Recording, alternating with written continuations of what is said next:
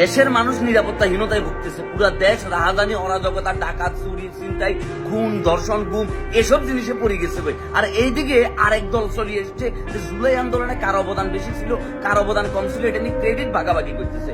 গতকালকে তো আরেকটা দলকে দেখলাম যে কাশেম কাকার মাইক ভাড়া করে বাজারে যায় ঘোষণা দিতেছে, আইজাতুন এই বাজার আমার এবং এই বাজার থেকে আমরা খাজনা উত্তোলন করবো।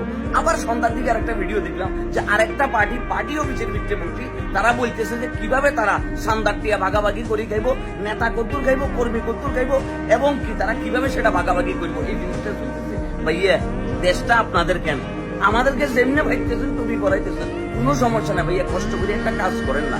ইলন মাস্ক কিংবা অন্য কারোর সাথে যোগাযোগ করি, আমাদের একটা দ্বীপের ব্যবস্থা করে দেন কিংবা রকেট ভাড়া করি আমাদেরকে কোনোভাবে দেশের বাইরে পাঠাই দেন। কারণ দেশটা তো ভাইয়া আপনাদের, আমরা তো রোহিঙ্গা, আমরা তো ভাড়াটিয়া, আমরা তো জন্ম নিবন্ধন সংশোধন করে ফেললে আইছি, ওইটা যদিও নির্বাচন অফিসে গেলে খুব একটা কাজে দেয় না। আমরা সার্টিফিকেট ঠিক করে ফেললে আইছি, আমরা কারণ বাজারে ভিক্ষা করে ফেললে আইছি, আমরা ফকিরাপুর ব্রিজের নিচে বই, এখানে কি আল্লাহ কা বাস্তে আমাকে কুছ দে দো, এটা বল ফেললে আইছি। আর বাকি সব কিছু আপনারা করে ফেললে আইছেন। আপনারা কে কি করছেন না করছেন এটা হলো ক্রেডিট ভাগাভাগিতে ব্যস্ত।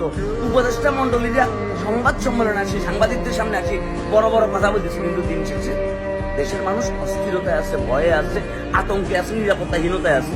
কারো জান মাল জীবন কোনো কিছু নিরাপত্তা নাই। আমরা কার কাছে বিচার চাবো? বিচার যেহেতু করতেন পাইতেন না, শাস্তি যেহেতু দিতেন পাইতেন, আমাদেরকে ভাড়াই দিতেন।